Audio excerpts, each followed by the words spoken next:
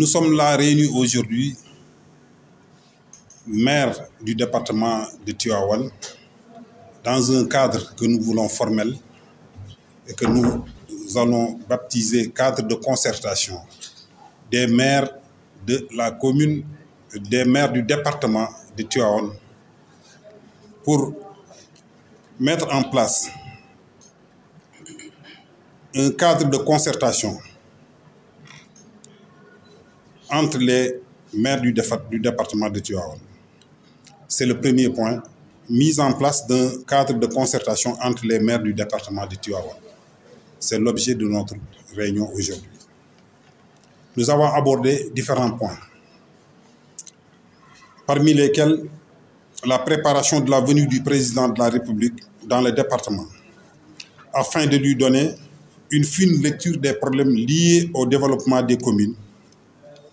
À cet effet, un mémorandum lui sera adressé. La réunion aussi a insisté sur la nécessité de renforcer l'intercommunalité au niveau du département.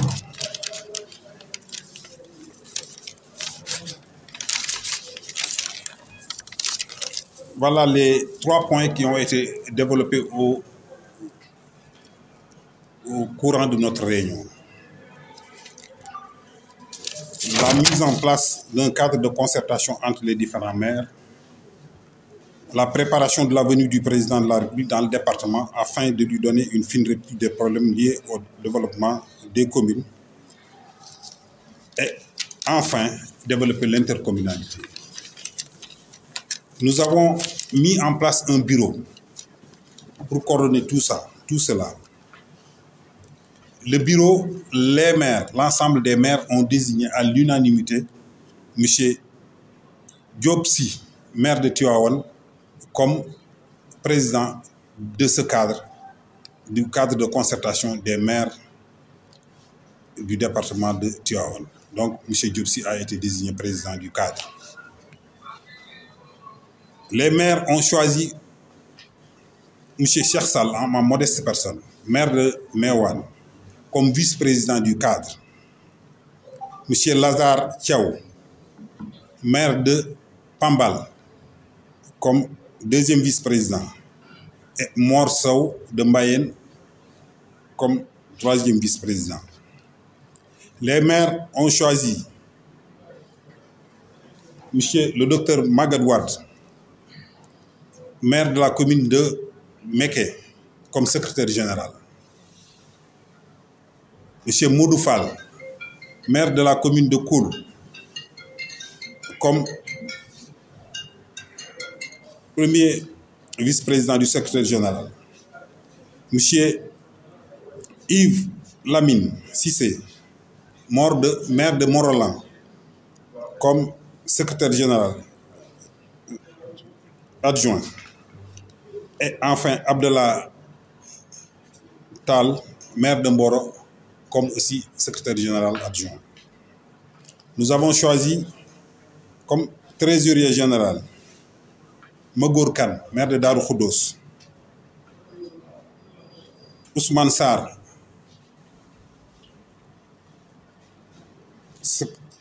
trésorier général adjoint. Commissaire au compte, M. Hassan Ndiaye, maire de Taïba Ndiaye. Et Ndiaou Thiam, secrétaire au commissaire au compte.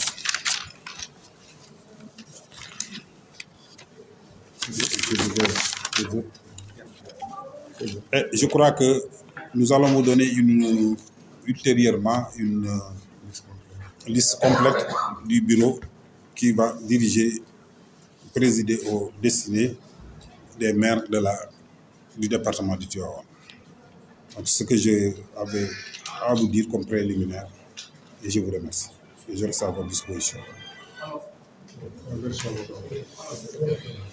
kon nag tey jii ngeen gis ni ñi ngi fii ci mairie Tivaouane di sant di gërëm presse bi nga xamante ne bi ñëw na teewee si ko liñ fi dajale tey nag mooy dañoo fas yéene mairie département Tivaouane bépp dajale ci genn kuréel guñ tudd cadre de concertation des maires du département de Tivaouane maanaam kuréel goo xamante ni dañ fiy daje di ci wax lépp loo xamante ni bii moo yitteel développement communes yi nekk ci département Tivaouane loolu nag ñu xalaat ni il faut que ñu def ko ci benn cadre formel ki nga xamante ni bii moom la maire yëpp tànn ni mooy jiite cadre boobu mooy monsieur Diop Sy l'honorable député Diop Sy di maire de Tivaouane moom la ñu wax ni moom mooy jiite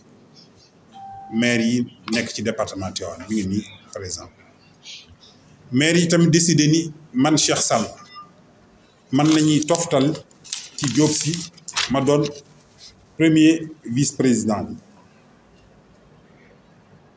biñ fa jógee ñu ni kuréel gi dina am li ñuy wax secrétaire général ñu ni Magatte Wade docteur Magatte Wade maire Ngaye Mékhé moom moo koy jiite ñu toftal ko ay secrétaire général adjoint Lazare Thiaw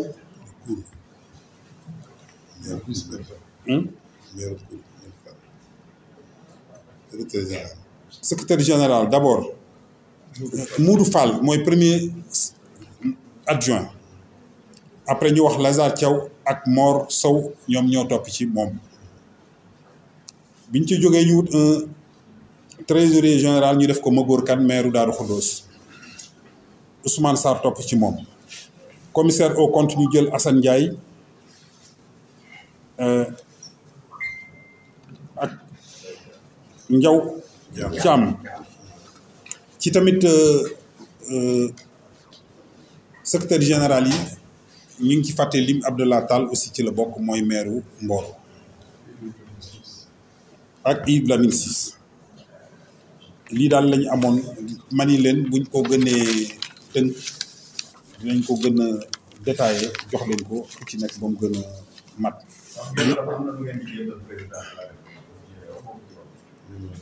loolu ab mémorandum la maanaam day tënk lépp loo xamante ne bi mooy yitte yi moo yitteel développement maire yi nekk ci département Tivaouane loolu lañ nit nañ ko ci waxtaan ci sunu biir tënk ko lépp lu ciy problème lépp loo xamante ne bi xel la ak xalaat boo xamante ni dina mën a jëme suñu commune yi kanam ñu tënk ko jébbal ko président de la République waaw bëggoon ma mayoon defe naa comme installé nañu sunu président muy ki nga xamante ni bii moo ñuy jiite moom defe naa kàddu gi ci làmmañam la gën a yelle kon nag président installé nañ la ñu ngi lay jox kàddu gi nga wax li ñuy tënk lépp.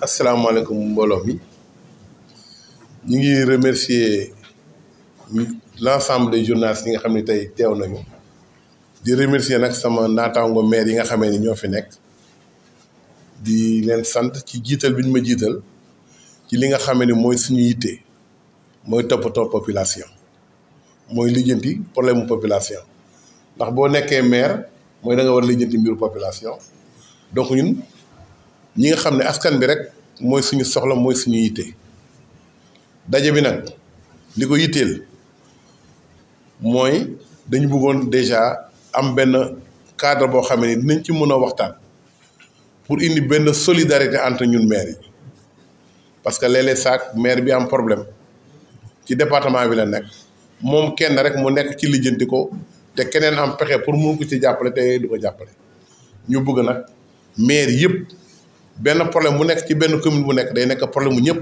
ci biir commune bi ci biir département bi loolu mooy li nga xam ne moo jiitu parce que loolu moom dañuy gis ni que département bi solidarité boobu la ñu bëgg a créer ba nga xam ne département bi yëpp benn baat lay waxee benn baat lay jëfee benn baat lay lijjantee ndax problème yi bari na te kenn ku ci nekk boo wéetee sa problème mënoo ko régler donc ñu bëgg àndandoo di ko régler ndoo loolu moo tax ñun ñëpp ñu ànd.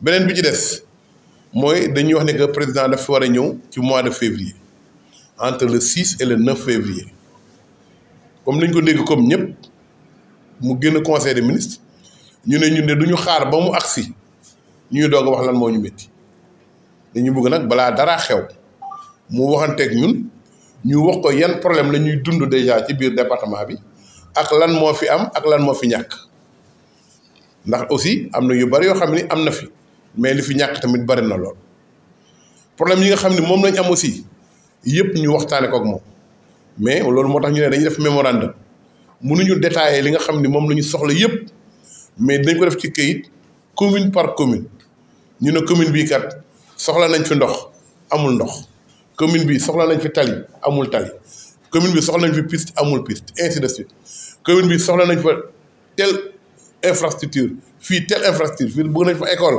bëgg nañ fa nangam loolu yëpp dañ ko tënk def ko ci benn mémorandum parce que population yi lañ lay wax seeni jàmbat il faut ñu am fenn fuñ ko teg pour ëllëg ñu mun ko présenter nit yi loolu moo waral ñu ne nañ daje def benn association boo xam ni moo ñuy permettre boo liggéey ñuy waxandoo kenn ku ci nekk mën a dem parce que bari na ay projets yoo xam ni c'est des projets yoo xam ni que intercommunalité rek moo la ko mën a jox ndax dañuy wax ne que boo defee intercommunalité ci projets yi ci la ñuy mën a ñëw am na projet yoo xam ne nag pour nga mun ko def duñ ko defar pour benn commune rek bu nga def plusieurs communes la ñuy boole benn projet te dafa bari ay projet de développement yoo xamee ni intercommunalité rek moo la ko mën a jox donc boo amulee intercommunalité projet de développement yooyu doo ci tu n'es pas naka la ñu koy waxee duñ la si boole tu n'es pas éligible donc ñun nag dañu bëgg a département bi di ngi fi nekk yëpp ñu éligible dans l'ensemble des projets d'ensemble yi nga xam ne ni moo war a nekk si biir gox bi loolu mooy waral lii nekk fii moo tax aussi ñu àndandoo pour defandoo nekkandoo benn say di yëgal nit ñi ne bu ñu fi nekkee ñoom ñoo ñu fi teg kon ñun ñoom ñooy suñu priorité président nag dina fi ñëw ñu ngi koy xaar mais bëgguñu ko xaar rek bu ñu sañoon balaa muy ñëw dina toog waxtaan ak maire yi nga xam ne ñoo fi nekk maire yi nag laa waxuma politicien ndax avant maire en parce que maire boo xasee ba nekkatoo politicien parce que boo fi nekkee maire intérêt nit ñi moom moo jiitu intérêt nit ñi nag boo koy toppatoo dootoo xalaat politique parce que ki ànd ak yow ak ki àndul ak yow nga yemale loolu moo waral tey ngeen gis fii maire yi nekk ci département bi yëpp nekk fi amul opposition amul dara ñun ñëpp fi toogandoo loolu aussi il faut ngeen xam ko dañ ko def ñoo ko def exprès defuñu loo xamee ne que pour ñu ne pour maire yi ñii la wala déedéet ñun ñëpp département bi moo ñu intéressé ñun ñëpp suñu communes yi nga xam ne moo ñu intéressé ñun ñëpp c'est-à-dire ñi nga xam ne ñoo nekk biir Tivaouane ñoo ñu intéressé que mu nekk département kenn ku ci nekk sa commune population ba fa nekk ñoo la intéressé dootul parti dootul dara ñun dañoo gumb ci parti fi ñu toll nii li ñu intéressé daal mooy amul PDS amul Yewwi amul APR amul Benno amul dara ñun ñëpp ñu àndandoo ñun loolu lañu gëm dañu gëm ni que pour ñu mën a développer fii il faut ñu àndandoo parce que bari na loo xam ne mun nañ ko tawat wala mun nañ ko jooy mais dañuy àndandoo jooyandoo ko lu ñu war a lijjanti dañuy àndandoo lijjanti ko en tout cas loolu moo waral ñun ñëpp ñu daje tey defar li ñuy defar parce que dañuy xalaat ne que bu ñu àndandoo li ñuy wut yëpp li ci ëpp dana gën a yomb loolu daal vraiment mooy kàddu yi nga xam ne ni moom laa si bëggoon a wax di leen remercier. Bref et précise. On va avoir un aperçu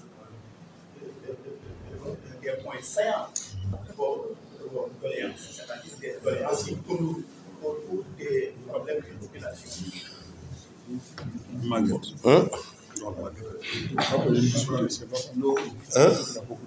Bon, il y a tellement de problèmes que... Non, si je sors les points, ça va... vous savez, en tant que député, j'avais posé certains problèmes. Les premiers points que j'avais posés, c'était la route de Pambal, la route de Mewan, ainsi de suite. Je l'ai chaque fois posé à l'Assemblée depuis plusieurs années. Mais la réalité qu'on est en train de vivre, elle est là, la réalité. On ne se rend même pas compte que on a des communes qui n'ont pas 1 kilomètre de route bitumée. 1 mètre, je n'ai pas dit 1 kilomètre, 1 mètre de route bitumée. 1 centimètre de route bitumée, ça n'existe pas dans ce département, où on a l'ensemble des industries qui sont dans ce département. Donc, quel est l'avantage pour nous? On n'a pas, dans l'ensemble des périmètres communaux qui sont là, il y a des problèmes qui existent qu'on ne peut même pas expliquer. Vous voyez une commune qui est sur un titre foncier minier. Vous ne pouvez pas faire de lotissement là-dedans. Or, les gens vivent là-dessus. Et vous pensez qu'on peut continuer comme ça? Je ne peux pas détailler l'ensemble des problèmes qu'on a vécu. Je ne peux pas parler de l'ensemble des problèmes sur lesquels on a discuté. Parce que c'est pour cette raison-là qu'on a dit on va faire un mémorandum qui nous permettra de pouvoir dire au président, voilà les vrais problèmes qu'on est en train de vivre dans le terroir que les populations nous ont confié. On est là pour les populations, donc on doit travailler pour le compte des populations. Ils ont des problèmes. Il y a des zones où il n'y a pas d'eau. On a affecté des trucs. Aujourd'hui, on a entendu des communes poser des problèmes qu'on n'avait jamais pensé que ça existait dans le département. Jamais. Ça a été posé aujourd'hui. On est même surpris nous-mêmes par rapport à ça.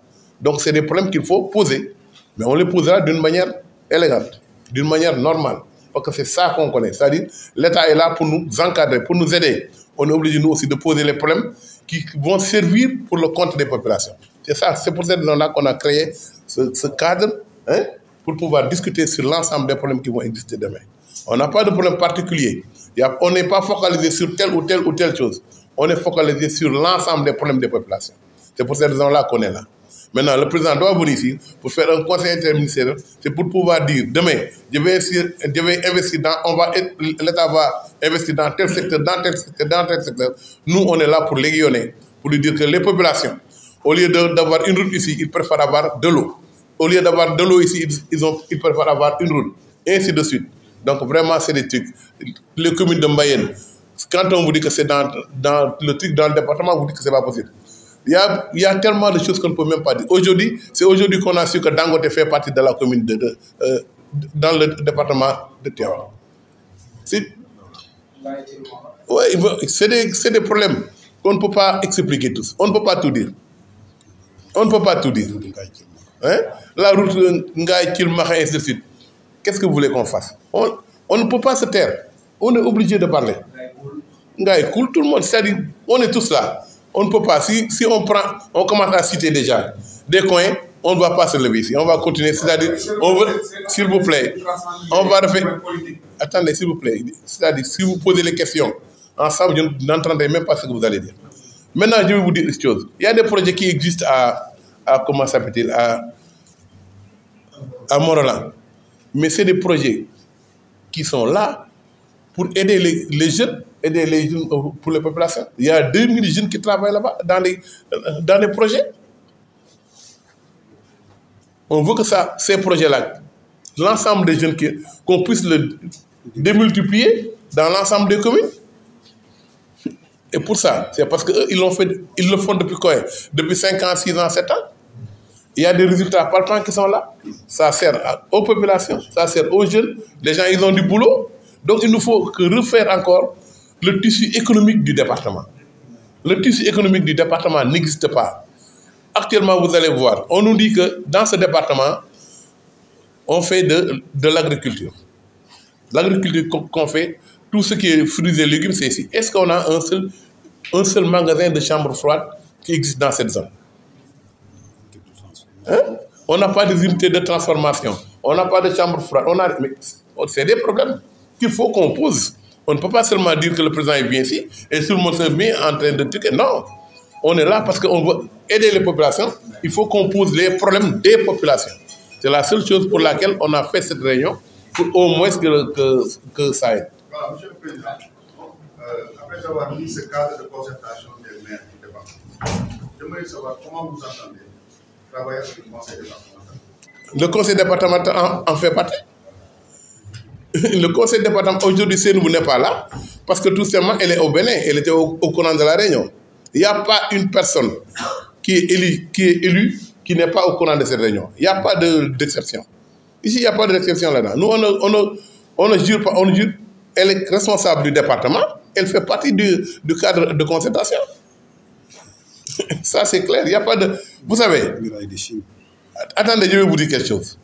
Si les gens pensent qu'ils peuvent nous diviser par rapport à ces tel n'est pas là ou bien tel n'est pas là, Aïmirou devait être là. Il a conseil d'administration.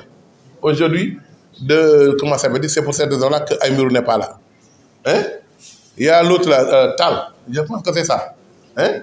Il a CRD aujourd'hui, c'est pour ça qu'il n'est pas là. Hein? L'ensemble des maires qui ne sont pas là aujourd'hui, c'est parce qu'ils ne sont pas au Sénégal ou bien ils avaient déjà prévu une réunion avant cette réunion-là. Mais tout le monde a donné son avis et tout le monde a donné son accord. Il n'y a pas une seule, même le préfet devait être là aujourd'hui. Aujourd'hui, il a une séance pour gérer ce cadre-là. Ce qu'on est en train de faire, c'est pour l'intérêt des populations. On est des gens qui sont élus, on n'a pas besoin de faire tel ou tel. Ce qu'on regarde d'abord, c'est les gens qui nous ont élus. Comment est-ce qu'on peut faire pour leur rendre la pièce de la monnaie? En tout cas, on vous remercie d'être là. On a pris beaucoup de choses à vous dire. On a la dernière question. L'initiative pour nous à travers nos émissions avec le docteur Magreban et le maire Modou Fall et tant d'autres. Est-ce que la venue du président de la République Macky Sall, est-ce que vous avez aussi pérenniser pour que vous durant le mandat de apporter une solution par rapport à non, c'est-à-dire, c'est pas ça le prétexte. On avait déjà entre nous. On parlait entre nous, hein. C'est des choses, on se parle en tant que maire. On se parle parce qu'on se rencontre dans des réunions. Il y a 7 mois, je me suis rencontré dans une réunion avec le docteur Maguette. Il y a 1 mois, 2 mois, j'en ai discuté avec, comment ça veut dire, Cheikh Sall. On est en train d'en discuter tout le temps. On se dit, qu'est-ce qu'on doit faire pour que ce département-là se développe? Pour développer ce département, il faut que les maires puissent avoir accès à la parole. Il faut que les maires soient visibles. On ne peut pas, dans un département comme ça, un maire qui a un problème, se bagarre tout seul et que les autres soient derrière. C'est ce qu'on ne veut pas. On ne veut pas. Personne ne se battra seul. C'est terminé ça. Actuellement, toutes les actions qu'on va faire, on va les mener ensemble. Tous les problèmes, on va les supporter ensemble. Si on doit pleurer, on pleurera ensemble. Si on doit perdre, on va perdre ensemble. Et c'est sûr, parce qu'on est là pour l'intérêt des populations. Notre seul credo actuellement, c'est d'aider les populations à ce qu'ils puissent au moins sentir un petit développement de là où ils sont par rapport à ce qu'ils ont. Il y a des problèmes. Vous pouvez en parler. Ce n'est pas le cadre. Ce n'est pas le moment. On vient de commencer aujourd'hui. On ne va pas commencer aujourd'hui et que dire tout ce qu'on va faire. On vous a dit qu'on va faire un mémorandum. Le mémorandum sera sorti. Et vous l'aurez tous. Parce que ce mémorandum, ce sera en même temps un cahier de charge. En même temps, ça nous permet, avec une chronographie claire. Hein? Voilà, c'est notre livre de du département. Ça, il faut que vous le compreniez. C'est-à-dire, ce qu'on est en train de faire, c'est quelque chose qu'on croit. On croit que tant qu'on est ensemble, on peut se bagarrer, on peut faire en sorte que ça avance sur le plan économique au niveau du département.